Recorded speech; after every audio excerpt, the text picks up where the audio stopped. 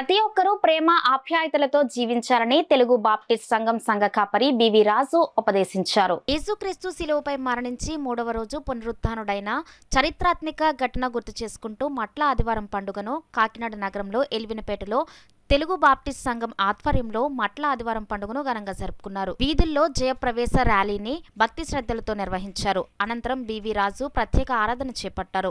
BV రాజు మట్ల వాక్య సందేశం అందించారు. ఈ కార్యక్రమంలో తెలుగు బాప్టిస్ట్ సంఘం అధ్యక్ష కార్యదర్శులు పిడి అరుణ్ కుమార్, జాన్ విజయ్ కుమార్ గాంధీ, ఉపాధ్యక్షులు NK John, Sunday school superintendent K Ramesh, సభ్యులు తదితరులు పాల్గొన్నారు.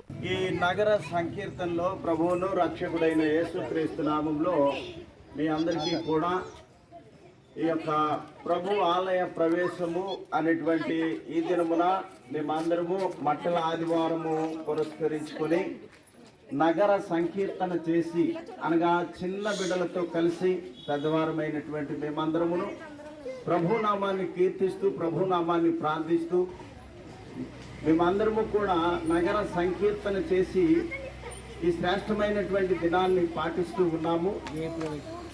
కాబట్టి ఆలయ ప్రవేశంలో యేసుక్రీస్తు ప్రభు ఏ రీతిగా ప్రవేశించారో ఈ జయప్రవేశంలో మేము కూడా అదే రీతిగా చేయాలనేటువంటి సంకల్పంతో దేవుని మందిరానికి చేరుకుంటా ఉన్నాము. నగర సంకీర్తన సంపూర్ణం చేసుకుని దేవుని మందిరంలోనికి చిన్నబిడ్డలు, పెద్దవారు, యువకులు అందరము కలిసి వెళ్తా ఉన్నాం. కాబట్టి ఇటువంటి భాగ్యత, ధన్యత మాకు ఇచ్చినందుకు దేవునికి కృతజ్ఞతాస్తుతులు చెల్లిస్తూ ఉన్నాం. అట్టి కృపా పరిశుద్ధాత్మ దేవుడు ప్రతి వారికి అనుగ్రహించును గాక.